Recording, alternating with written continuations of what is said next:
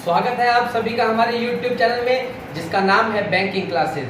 दोस्तों ऑलरेडी हम लोग अपने चैनल पे कई वीडियोस अपलोड कर चुके हैं और उस वीडियोस को आप सभी ने भरपूर प्यार दिया।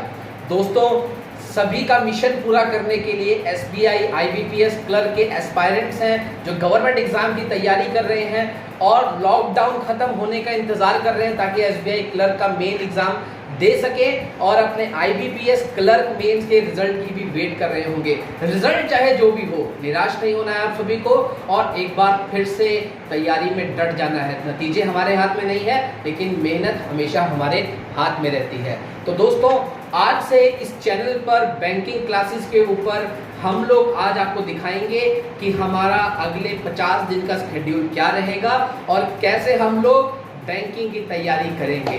तो दोस्तों सबसे पहले जितने बैंकिंग एस्पायरेंट्स हैं वो जानते ही होंगे जो ऑलरेडी एग्जाम्स दे चुके हैं, लेकिन वो छात्र जो अभी अभी बैंकिंग के क्षेत्र में कदम रखे हैं या जिन्होंने बैंकिंग की तैयारी शुरू की है उन लोगों के लिए आज का सेशन बहुत इंपॉर्टेंट है।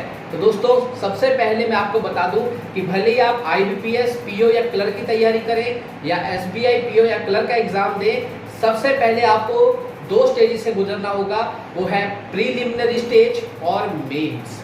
यहाँ पर ये दो स्टेज केवल उन एस्पायरेंट्स के लिए है जो क्लर्क की तैयारी करते हैं, लेकिन कोई भी व्यक्ति क्लर्क बनकर खुद को संतुष्ट नहीं करेगा। हर व्यक्ति का सपना होगा कि मैं प्रोबेशनर ऑफिसर बनूं और एक बड़ा सपना अकम्प्लिश करूं, लेकिन आप जानते होंगे सपनों तक पहुंचने की सीढ़ियां एक एक कदम से ही चढ़ी जाएंगी। तो हम लोग सबसे पहले शुरू करेंगे प्री के बारे में, यानी कि प्रीलिमिनरी एग्जाम। तो दोस्तों प्रीलिमिनरी एग्जाम अक्सर 3 बेसिक सेक्शन पर तैयार किया जाता है, जिसमें पहला सेक्शन होता है आपके पास क्वांटिटेटिव एप्टीट्यूड, दूसरा सेक्शन रहता है इंग्लिश और तीसरा सेक्शन जो रहता है वो रहता है रीजनिंग एबिलिटी। तो ये 3 बेसिक कॉन्सेप्ट या 3 बेसिक सेक्शन जो है वो आते हैं प्रीलिमिनरी एग्जाम में और ये कितने नंबर का होता है? केवल 100 नंबर का। लेकिन 100 में से 50 नंबर लेना भी बहुत बच्चों के लिए कठिन हो जाता है, क्योंकि हम लोग क्वांट्स में रीजनिंग में पूरा एरिया कवर करने की सोचते हैं। सीटिंग अरेंजमेंट भी पढ़ते हैं, डायरेक्शंस भी पढ़ते हैं, ब्लड रिलेशन भी पढ़ते हैं, एक जो लॉजिकल रीजनिंग है वो भी पढ़ते हैं, सारा कुछ तैयार करते हैं। लेकिन आपको हम बताएंगे कि कैसे और किस एरिया पर फोकस करना है, कौन से ऐसे क्वेश्चन है जिनके ऊपर ध्यान बिल्कुल नहीं देना है, क्योंकि प्रीलिमिनरी क्वेश्चन जो प्रीलिमिनरी एग्जाम है उसके मार्क्स मेंस के एग्जाम्स में काउंट नहीं होते। तो आपको सिर्फ प्रीलिमिनरी क्वालिफाई करना है। तो उसको क्वालिफाई करने के लिए क्या जरूरत है? आपको मेन क्वेश्चंस के आंसर देने हैं और उन आंसर्स को देकर उतने मार्क्स प्राप्त करने हैं जिससे आप मेंस में अपीयर हो सके। तो जैसे मैंने आपको बताया प्रीलिमिनरी के पार्ट में 3 सेक्शन होंगे, रीजनिंग, क्वांट्स और इंग्लिश। तो हम यहाँ से शुरू करेंगे अपना आज का पार्ट और आज से हम लोग आगे 50 दिन तक यही कार्यक्रम रोजाना चलाएंगे ताकि आप तक वो सभी सामग्री पहुंचाई जा सके जिससे आप प्रीलिमिनरी और मेंस इजीली क्रैक कर सकें। तो मैं आपको बता दूं कि इंग्लिश का जो सेक्शन रहेगा प्रीलिमिनरी एग्जाम में उसमें 30 मार्क्स के क्वेश्चन आएंगे। उसके अलावा आपके पास क्वांट्स और रीजनिंग में 35 नंबर के क्वेश्चन आपसे पूछे जाएंगे, यानी कि 35 और 35 70 और 70 और 30 100 कुल एग्जाम होगा जो वो 100 नंबर का होगा। कई एग्जाम ऐसे इजी होते हैं जैसे IBPS क्लर्क, SBI क्लर्क के प्री जो है वो काफी आसान रहते हैं, इसलिए कट ऑफ 80 प्लस 90 प्लस भी चली जाती है। और वहां पे सबसे इंपॉर्टेंट जो बैंकिंग एग्जाम का पॉइंट रहता है दैट इज नेगेटिव मार्किंग। एक क्वेश्चन गलत हुआ तो 0.25 मार्क्स यानी कि 0.25 जो आपके अंक हैं वो डिडक्ट हो जाएंगे। तो कई बार हम लोग ऐसा भी समझते हैं कि 4 क्वेश्चन गलत करने पर 1 नंबर कटेगा, लेकिन ऐसा नहीं होता है। 4 नंबर क्वेश्चन गलत करने पर 5 नंबर कटेंगे। आप पूछेंगे 0.5 को 4 से करेंगे तो 1 ही नंबर कटेगा, लेकिन जो आपने 4 गलत किए वो तो चले ही गए। अब जो सही आपने 1 किया था उसमें से 1 नंबर जो कटेगा तो वो 4 और 1 5 हो जाएंगे। तो यानी कि आप ये समझिए कि आपको एक भी गलत नहीं करना है, वो सारे नंबर आपको प्राप्त करने हैं। ठीक है दोस्तों, इसी के साथ कितने मार्क्स किस सेक्शन को डिनोट किए जाते हैं वो तो हमने बात कर ली, डिडक्शन की बात कर ली। अब बात करते हैं टाइम की। दोस्तों बैंकिंग एग्जाम में दो बहुत इंपॉर्टेंट पैरामीटर हैं, दो बहुत मुख्य पहलू हैं। एक है आपकी एक्यूरेसी, जो हमने बात की थी, डिडक्शन नहीं होना चाहिए, नेगेटिव नेगेटिव मार्क कटने नहीं चाहिए, और उसी के साथ टाइम। अब आपको पता करना है, देखिए हमने आप बात की आपको 100 क्वेश्चन करने को मिलेंगे, लेकिन उसके लिए टाइम कितना मिलेगा, 1 घंटा। और अगर कोई व्यक्ति पर्सन विद डिसेबिलिटीज है, कोई दिव्यांग जन है, तो उसको 1 घंटा 20 मिनट मिलता है, यानी कि 1 घंटे पर 20 मिनट एक्स्ट्रा मिलते हैं। तो क्योंकि पूरा एग्जाम 1 घंटे का है, तो उसको कुल 1 घंटा 20 मिनट मिलेगा, यानी कि 80 मिनट में उसे पूरा पेपर सॉल्व करना होगा। लेकिन जो व्यक्ति पर्सन विद डिसेबिलिटीज नहीं है, उन व्यक्ति को केवल 60 मिनट दिए जाएंगे 100 प्रश्न हल करने के लिए।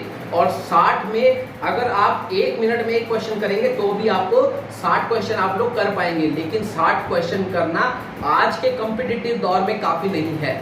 और कई बार हम लोग एक्यूरेसी में चूक जाते हैं, क्योंकि हम सारा एरिया कवर करने की कोशिश करते हैं। तो इसके बाद आने वाली हमारी वीडियो में हम आपको बताएंगे कौन सा टॉपिक रहेगा हमारा एरिया ऑफ फोकस, और कौन से ऐसे टॉपिक है जिनको नहीं हमें टच करना है और फिर भी हम प्री एग्जाम क्वालिफाई कर सकते हैं। दोस्तों ये जो मैं बात बता रहा हूँ, ये केवल प्रीलिमिनरी पर लागू होती है।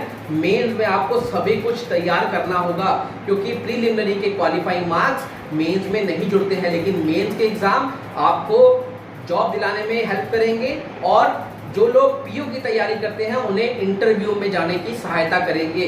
अब बात करते हैं पीओ क्लर्क, ये हमने बात की क्लर्क की। अब जब हम बात करेंगे पीओ की, चाहे वो आईबीपीएस पीओ, चाहे वो एसबीआई पीओ हो, तो वहां पर आपके पास एक एडिशनल कंपोनेंट रहता है। प्रीलिमिनरी होगा, मेंस होगा, और उसके बाद होगा इंटरव्यू। क्लर्क के एग्जाम में इंटरव्यू नहीं होता है, जबकि पीओ के एग्जाम में इंटरव्यू कंडक्ट किया जाता है। तो ये एक एडिशनल चीज रहती है। लेकिन अभी हम हाल फिलहाल बात कर रहे हैं पैटर्न की। जब इंटरव्यू का टाइम आएगा तब इंटरव्यू पर भी वीडियो आप लोगों को अपलोड किया जाएगा, कैसे इंटरव्यू के लिए प्रिपेयर करें, कैसे आप लोग आगे बढ़ सकते हैं। ये तो हमने बात की प्रीलिमिनरी एग्जाम की। अब बात करते हैं मेंस एग्जाम कैसा होगा, क्योंकि नाम ही है मेंस, यानी कि बहुत महत्वपूर्ण या मुख्य परीक्षा कह सकते हैं इसे। तो यहाँ पर क्या होता है, प्रीलिमिनरी में कितने सेक्शन थे, 3 सेक्शन, इंग्लिश, रीजनिंग, क्वांट्स। यहाँ पर समस्या थोड़ी कठिन हो जाती है, क्योंकि एक ऐसा पोर्शन आता है जिसमें अक्सर ज्यादातर बच्चे फेल हो जाते हैं या क्वालिफाई नहीं कर पाते, और वो सबसे डेंजरस पार्ट है। डेंजरस नहीं कह सकते, एक्चुअली कह सकते हैं कि ऐसा पार्ट है जिसमें डेली अपडेशन बहुत जरूरी है, डेली अपना टाइम देना बहुत जरूरी है, और डेली तैयारी करना भी बहुत जरूरी है। रीजनिंग, क्वांट्स और इंग्लिश एक ऐसा कॉन्सेप्ट है, जैसे जिसको इंग्लिश बहुत अच्छी आती है वो बिना पढ़े भी जाएगा तो भी इंग्लिश क्वालिफाई कर लेगा। जिसको क्वांट्स के कॉन्सेप्ट क्लियर है वो कब बिना पढ़े भी क्वांट्स के क्वेश्चन कर सकता है। रीजनिंग में अगर आपके पास रीजनिंग एबिलिटी है, वो थॉट प्रोसेस है, तो आप रीजनिंग के क्वेश्चन क्रैक कर सकते हैं। लेकिन जो चौथे सेक्शन की मैं बात कर रहा हूँ, जिसमें बच्चे अक्सर इसको क्वालिफाई नहीं कर पाते, वो है general awareness and financial awareness. इसमें साथ साथ स्टैटिक जीके भी आता है। स्टैटिक जीके आप लोग याद कर सकते हैं, फाइनेंशियल टर्म्स याद कर सकते हैं, लेकिन what about daily awareness, daily GK, daily current affairs. हर दिन कुछ नया होता है, हर दिन कुछ नया बदलता है। अब देखिए, बहुत सारे हम सोच रहे होंगे कि कोरोना वायरस है तो कोई अंतर्राष्ट्रीय हलचल नहीं हो रही है, कोई खबरें नहीं आ रही है, लेकिन कोरोना वायरस से संबंधित ही कितनी खबरें होंगी, यानी कि आने वाली परीक्षाओं में ज़्यादातर सवाल जो होंगे वो कोरोना वायरस से संबंधित होंगे। कहाँ से आया, किस राज्य ने कौन सी ऐप डेवलप की, वर्ल्ड बैंक ने कितना पैसा दिया, WHO ने कितना पैसा दिया, क्या आंकड़े थे, किस राज्य के क्या आंकड़े हैं। ऐसे बहुत सारे डिटेल्ड क्वेश्चन आपसे पूछे जा सकते हैं जो आपकी समस्या बढ़ा सकते हैं। इसी के साथ रीजनिंग के कंपोनेंट में या रीजनिंग के सेक्शन में कंप्यूटर को भी कई बार ऐड किया जाता है। हमारी टीम के लोग जो परीक्षाएं देते हैं उन्होंने काफ़ी बार बताया है कि कंप्यूटर एबिलिटी बहुत कम आता है, लेकिन कई बार बिल्कुल भी नहीं डालते, कई बार 1-2 क्वेश्चन कंप्यूटर के पूछ ले जाते हैं रीजनिंग सेक्शन में। तो वहाँ पर हमारे पास मुख्य 4 सेक्शन रहते हैं, रीजनिंग एबिलिटी और computer, second is quants, third is English and fourth is general awareness and financial awareness. अब हम देखते हैं इनका मार्क डिस्ट्रीब्यूशन कैसा है। देखिए, कुल 200 नंबर का पेपर होगा। रीजनिंग और कंप्यूटर क्योंकि 2 सेक्शन एक साथ कंबाइन किए गए तो उसके 60 नंबर होंगे, इंग्लिश के 40 नंबर होंगे, क्वांट्स और रीजनिंग के क्वांट्स और जनरल अवेयरनेस के 50-50 अंक होंगे। तो 60-40-100 और 50-50-100 यानी कि 200 नंबर ऐसे डिवाइड होंगे। इसके साथ ही कितने क्वेश्चन आएंगे, रीजनिंग में आपसे 50 क्वेश्चन पूछेगा जो 60 नंबर के होंगे, इंग्लिश में आपको 40 क्वेश्चन पूछेगा जो 40 नंबर के होंगे, क्वांट्स में आपको 50 क्वेश्चन पूछेगा जो 50 नंबर के होंगे, और जनरल और फाइनेंशियल अवेयरनेस में 50 क्वेश्चन पूछेगा जो 50 नंबर के होंगे, यानी कि क्वेश्चन होंगे 190 और मार्क्स होंगे 200।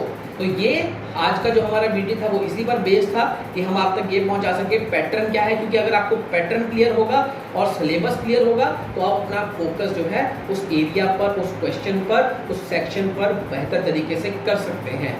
दोस्तों इसके बाद सारी वीडियोस पर आप हमारा एक थंबनेल देखेंगे जिस पर लिखा होगा मिशन बैंकिंग 2020, यानी कि हम लोग यहाँ से शुरू करेंगे एक नया दौर, एक नई जर्नी, जिसमें हम सब आपके सहयोग के साथ आप सभी को आपकी मंजिल तक पहुंचाने का कार्य करेंगे। तो हमारे साथ बने रहिए, वीडियोस को देखिए, लाइक कीजिए, सब्सक्राइब कीजिए। अगली वीडियो में मैं आपके लिए लेकर आऊँगा कि क्या हमें पढ़ना है और किस पर ध्यान हमें बिल्कुल नहीं देना है अगर हमें प्रीलिमिनरी को क्वालिफाई करना है। प्रीलिमिनरी क्वालिफाई करना इतना भी मुश्किल नहीं है। प्रीलिमिनरी का एग्ज़ाम पहले नहीं हुआ करता था, ये इसलिए रखा गया है ताकि वो बच्चे जो बिल्कुल अनअटेंडेड है बैंकिंग की ओर, या जो सिर्फ टाइम पास के लिए एग्ज़ाम देने जा रहे हैं, या जो पहली बार ट्राई कर रहे हैं, जिन्होंने कुछ पढ़ाई नहीं की है, उन लोगों को उन बच्चों से अलग कर दिया जाए। आप प्रीलिमिनरी क्वालिफाई कर सकते हैं। सारे एरियाज हमें नहीं कवर करने हैं। मैं आपको इस चैनल पे बताऊंगा कि आपको क्या पढ़ना है, और मेरा दावा है वो तैयारी अगर आपने मेरे बताए हुए एरियाज की तैयारी अच्छे से कर ली तो आप लोगों को कहीं और जाने की आवश्यकता नहीं है, और आप प्रीलिमिनरी, चाहे आपका पहला अटैम्प्ट हो, चाहे आप ऑलरेडी अटैम्प्ट कर चुके हो, आप लोग इस बार प्री में मार नहीं खाएंगे। तो दोस्तों बने रहिए हमारे साथ, वीडियोस को लाइक करें, शेयर करें, सब्सक्राइब करें और अधिक से अधिक बच्चों तक पहुंचाइए। मिलते हैं अगली वीडियो में। Thank you so much.